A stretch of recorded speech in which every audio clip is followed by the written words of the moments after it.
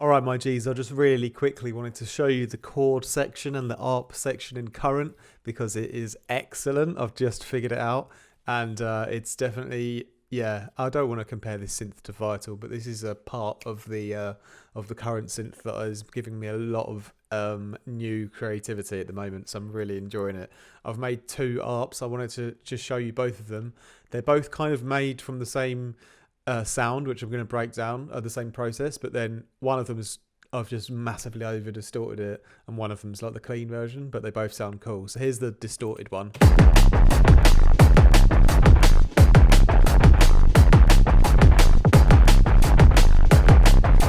Yeah, I really like that. And then this is the original. This is the cleaner kind of version.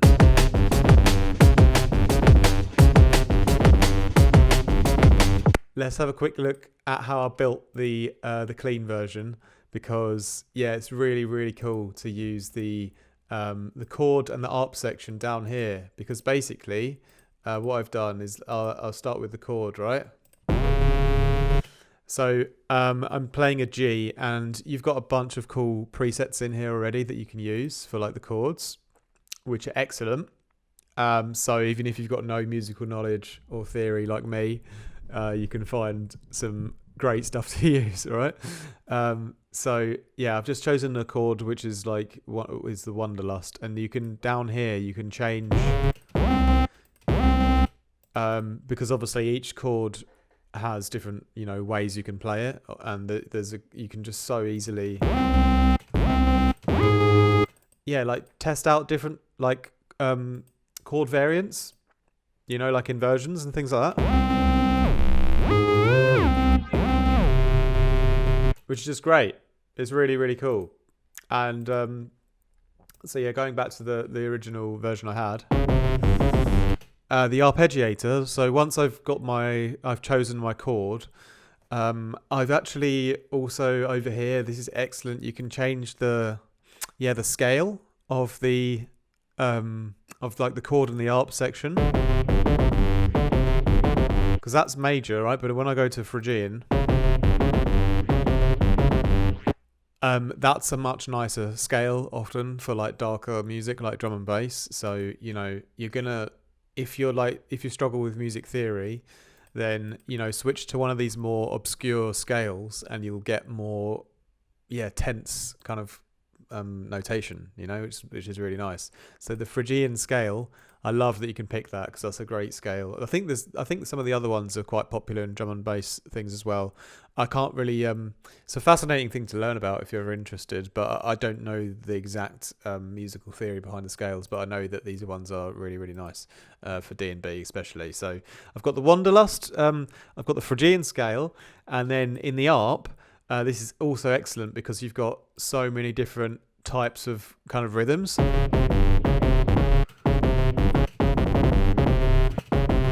And a lot of these sort of rhythms, previously in Vital, what I would do is I would set up like two LFOs and like modulate one into the other one to create these kind of more complex rhythmical patterns. But over here now, there's loads of cool kind of already like quite complex rhythms that you can just flick between. So it's epic, really. And then you can change like the up and down. And so I just like flick through a few settings until I find that like the darkest kind of coolest melody and rhythm I can sort of notice, And then the length is great here because obviously you can change how tight or loose it is. So that 80% was pretty good for this sound. Then that's pretty much what I've done over in the arp and the chord section.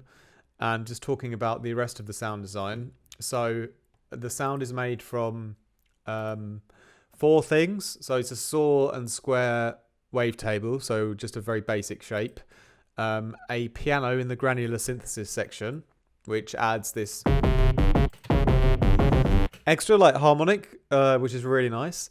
Then we've got a banging sub bass underneath it all, and a bit of white noise in the sample section, which is really nice. And there's many things to discuss still. So in this oscillator section, shaping the position. I'm basically just using more of the saw side of it because it's a saw that turns into a square and a sine, and I'm more like on the left side, so it's kind of like a saw that becomes a bit square through the modulation. And the modulation, I should note, is I've used the amplitude envelope, and it seems to me that the arpeggiator, for example, is sort of driving this amplitude envelope, right? So the arpeggiator is kind of coming in first, like creating that fundamental rhythm, and then I'm able to use the amp envelope to put onto other knobs, like to change the shape of the oscillator, and put it on the different modes and things like that. And it's following the arpeggiated pattern, So like the arp's sort of setting everything up, and then I'm able to modulate the character like in line with the arp, which is really handy, really, really quick and easy.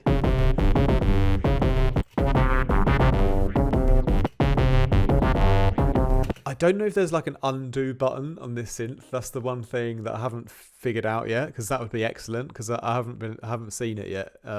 Maybe there is, maybe not.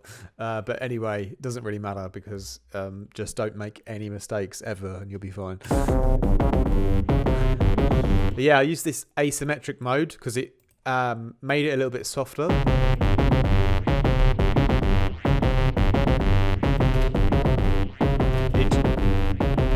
Just sort of made that wave table a little bit warmer. So that was great. And then, yeah, that's all, a bit of movement in the wavetable following the pattern of the arp, which is really, really nice. And then, what I've done next then, obviously I added in the granular generator. I just opened it up and I flicked through some of the presets. And it seemed to sync up already with the arp. I didn't even have to do anything. So the arp the arp made the granular sample like restart every time. So yeah, it was really, really handy because it just fit. I could fit the granular texture straight on top of the arp in line with everything. So that's cool. And then the sub part is really, really nice. Oh, I did run that first saw wave through like a low pass filter, just to take out the horrible buzzy top part of a saw wave that no one likes. Okay, so then I added in the sub underneath, and I realized there's a bunch of things going on in the subsection that are excellent that I did not even know about. So you have this knock mode here, which is just so handy. It's like an automatic pitch drop, how great is that? So I could get that punch in the start of the sub nice and quickly. I sound like I'm doing an advert for Current. I'm really not, actually. I'm just really excited because I've made like 1,000 Vital presets and like 1,000 phase plant presets, almost.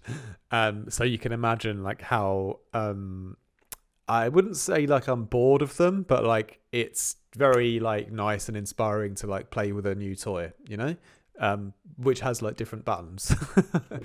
The sub, a bit of extra decay. It's just nice to have like it's given me like a re-energized burst for like sound design again, because like just being able to like try a new synth every now and again like helps me to be like more creative again, because I will get bored of like using the same synth forever. But yeah, anyway, the drive modes are great as well because you can like add a sub distortion, directly onto the sub. So yeah, touching on that as well. So the arp and the chord section, excellent. Love the bits you can do with the sub. Adding in extra harmonics if you want as possible as well.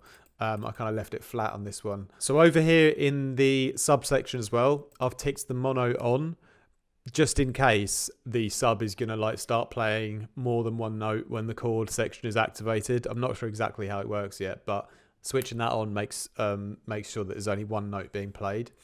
The white noise I've added in.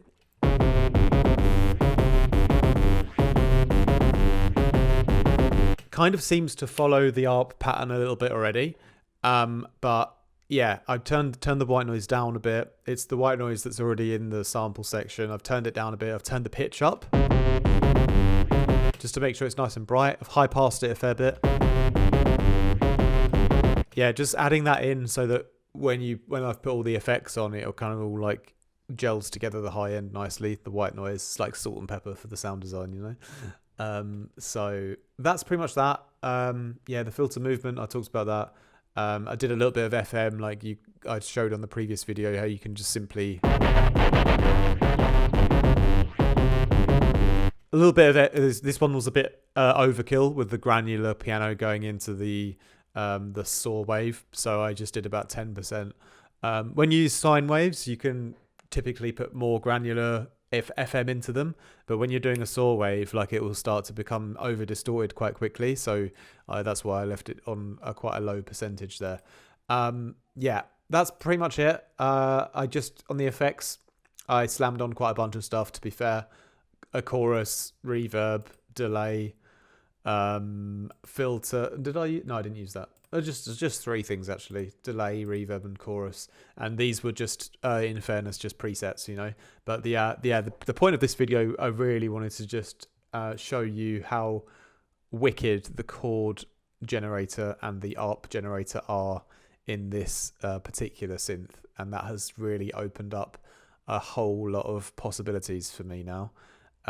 Especially now I can mess around with the different scales, and I can create these complex rhythms nice and quickly without having to do really complex LFO routing like I normally used to do. So yeah, quite excited to keep going with that. And for the other sound, like, I basically had the exact same patch and I ran it through one of the distortion presets, which I think it was a distortion preset, or was it? Oh yes, the polar distortion.